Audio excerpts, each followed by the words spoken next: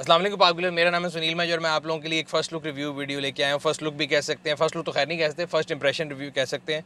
Suzuki की जो Swift की नई जनरेशन है, थर्ड जनरेशन, वो लॉन्च हुई थी आज से तकरीबन 2 महीने पहले, बट उसकी डिलीवरीज जो हैं वो अब रिसेंटली शुरू हुई हैं। और मैंने कहा कि देखते हैं गाड़ी में ऐसा क्या है जो इसकी प्राइस, क्योंकि मुझे शुरू में जब ये लॉन्च हुई थी 29 लाख समथिंग पे थी top of the line variant, तो मुझे थोड़ी ज़्यादा लगी थी। बट हमारे जितने कोलीग्स हैं वो जाके देख के आए थे, मैं उन दिनों कोविड था, मैं नहीं गया था, तो उन्होंने कहा था कि ये गाड़ी में ऑप्शन बहुत ज़्यादा है। और अब जब हम इस जो है फर्स्ट इंप्रेशन रिव्यू को रिकॉर्ड कर रहे हैं, तो इस टाइम पे जो इसकी प्राइस तकरीबन 33 समथिंग हो गई है, 32 समथिंग, जो कि मेरे ख्याल से बहुत ज़्यादा है। कि कीपिंग इन माइंड जो मार्केट में कंपैटिटिव प्रोडक्ट हैं, यारिस, सिटी, एल्सवेन, सागा, और ये सागा खैर सेगमेंट ए में आ जाती है सेडान में, लेकिन फिर भी हमारे यहाँ पे लोग जो कंपैरिजन करते हैं उसके लिहाज से करते हैं। तो आज हम इसका एक टेस्ट ड्राइव लेते हैं और आपको बताते हैं कि मेरा ख्याल से मैंने इसको पहली इंप्रेशन में इसको कैसा पाया। तो पहली चीज़ जो मुझे अच्छी लगी है, बीइंग सुजुकी, आप ये एक्सपेक्ट नहीं करते थे कि इसके अंदर टेलीस्कोपिक स्टीयरिंग है, आगे पीछे ऊपर नीचे आप दोनों अपनी मर्जी से एडजस्ट कर सकते हैं। बिकॉज मैं जब भी किसी गाड़ी में बैठता हूँ तो मैं उसको सीट को अपने मुताबिक एडजस्ट करता हूँ, तो एक तो ये एडजस्टमेंट अच्छी चीज़ है। सीट के अंदर भी हाइट एडजस्टमेंट है, I guess first from Suzuki, पिछली स्विफ्ट में नहीं थी। सो अगर आप इसके इंटीरियर और डैशबोर्ड और दरवाज़ों के पैनल की बात करेंगे, जो पहला इंप्रेशन है, अगर मैं इस साइड पे देखूँ राइट साइड पे, तो मुझे ऐसा लगता है कि मैं पुरानी वाली स्विफ्ट में बैठा हूँ। और डैशबोर्ड की भी जो मेन लेआउट है इसमें कोई ख़ास फ़र्क नहीं है। यहाँ पे जब आप स्टीयरिंग व्हील को देखते हैं और मीटर को देखते हैं तो आपको इसमें काफ़ी ज़्यादा चेंज नज़र आता है। स्टीयरिंग बड़ा एडवांस है। अगर आप अपनी गाड़ी बेचना चाहते हैं तो पार्क व्हील्स पर अभी ऐड लगाएं। डे लाइट में पिक्चर्स लें, ऐड पर गाड़ी की मुनासिब कीमत रखें, गाड़ी की मुकम्मल तफसील लिखें और एक्टिव फोन नंबर देकर ऐड पोस्ट कर दें। क्विक ऑफर के लिए अपना ऐड फीचर करवाएं और 40 लाख जेन्युइन खरीदारों तक रसाई हासिल करें। उसके अंदर लेमिनेशन अच्छी है और बीच की जो उसका MID है, ये मुझे सुजुकी विटारा याद दिलाता है, क्योंकि मैंने काफ़ी अर्सा चलाई है, हमारे एक दोस्त के पास है, बल्कि उसका आजकल रिव्यू भी आने वाला है, यूज़र रिव्यू, तो उसमें भी आपको नज़र आएगा। तो बिल्कुल उससे ऐसे लगता है कि वहाँ से इनहेरिट किया। गेन अच्छी चीज़ है जब भी वहाँ पे चीज़ इंसान अच्छी नई चीज़ ले। स्टीयरिंग जो है डी शेप है और स्टीयरिंग बड़ा सॉफ्ट और कंफर्टेबल, उसकी जो है ना मूवमेंट अच्छी है। इसके अलावा स्टीयरिंग के ऊपर क्रूज़ कंट्रोल का बटन है, again one up from Suzuki, पहले जो है स्विफ्ट में नहीं था। पुश स्टार्ट है, यहाँ पे पार्किंग सेंसर का बटन है, हेडलाइट एडजस्टमेंट है, ट्रैक्शन ऑफ है। सो येस, आई एग्री कि मुझे लग रहा था कि प्राइस थोड़ी ज़्यादा है, एंड आई स्टिल थिंक ज़्यादा है, लेकिन प्राइस के साथ साथ फ्रिल्स जो है उन्होंने वो भी काफ़ी गाड़ी में ऐड किए हैं। तो ऐसा नहीं है कि सिर्फ गाड़ी महंगी करते जा रहे हैं, लेकिन साथ साथ उन्होंने ऑप्शंस भी डाली हैं। तो वो फिर आगे यूज़र की मर्ज़ी है, वो कंपेयर करे कंपैटिटिव प्रोडक्ट के साथ। हर कंपनी जो अपनी प्रोडक्ट लॉन्च करती है और वो अपने एक सेट ऑफ जो है ना ऑप्शंस डालती है अपनी यूज़र रिसर्च के मुताबिक। तो मेरे ख्याल से सुजुकी ने इसके अंदर काफ़ी चीज़ें जो ऐड की हैं।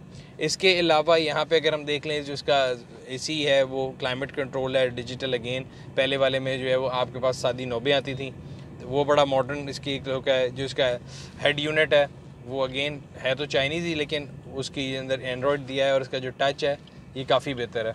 रिवर्स कैमरा दे दिया है। फैब्रिक की जो अगेन सुजुकी का सिग्नेचर फैब्रिक स्टाइल है वही है।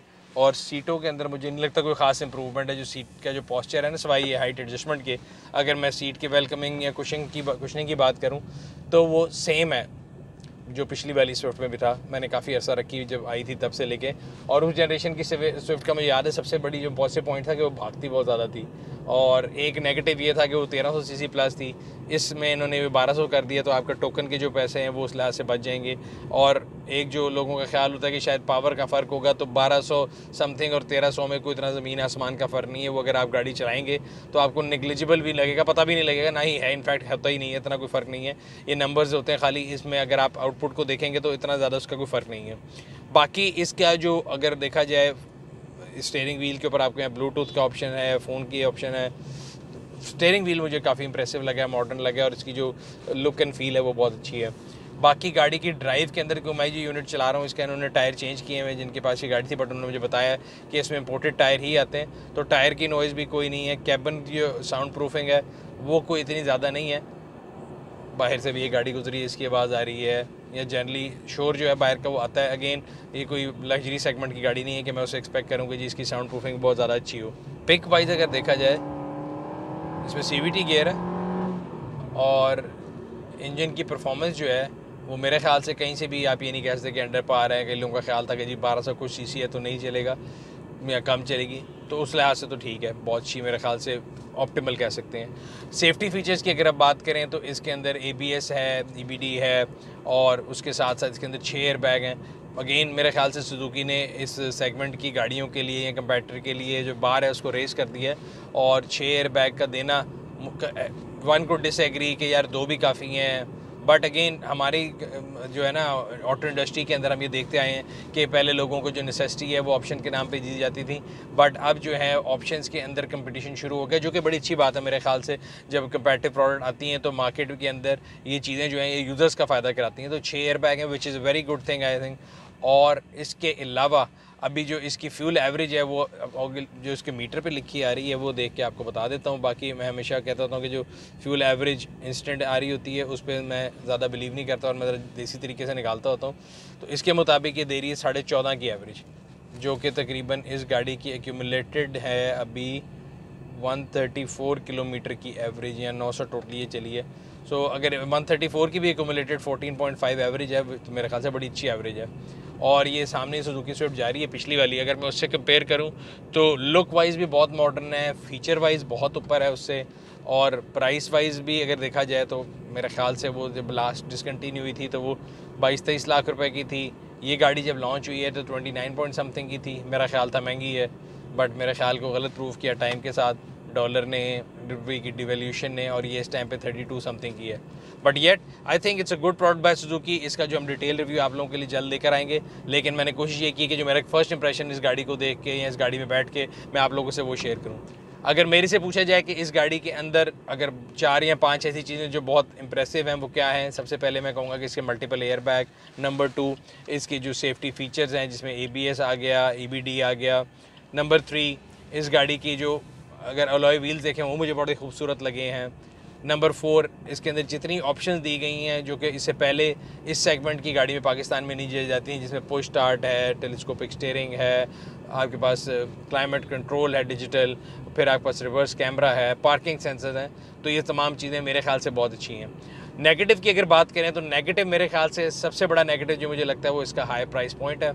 दूसरी चीज़, उस प्राइस पॉइंट के ऊपर yes there are lot of options, but अभी भी इस गाड़ी की जो बिल्ड क्वालिटी के अंदर अगर प्लास्टिक के इस्तेमाल को देखें वो बहुत ज़्यादा है। और अभी मैं जिन दोस्त की गाड़ी उनके साथ बैठा था उन्होंने कहा जी है तो प्लास्टिक लेकिन देखे ना सुजुकी है। मैं कह सुजुकी है तो क्या हुआ, अगर आप प्राइस उतनी दे रहे हैं और इतनी प्रीमियम प्राइस पे आप चीज़ ले रहे हैं तो फिर वन वुड एक्सपेक्ट कि इसकी ये जो ये है ना बिल्ड क्वालिटी के अंदर ये जो प्लास्टिक का यूज़ है डैशबोर्ड में भी, इसमें भी इस मटेरियल को थोड़ा सा रिच किया जा सकता था, ताकि जब कंज्यूमर गाड़ी के अंदर बैठा है और उसकी जो एक फ़ील आए गाड़ी की वो थोड़ी लग्जरी या प्रीमियम की तरफ आए।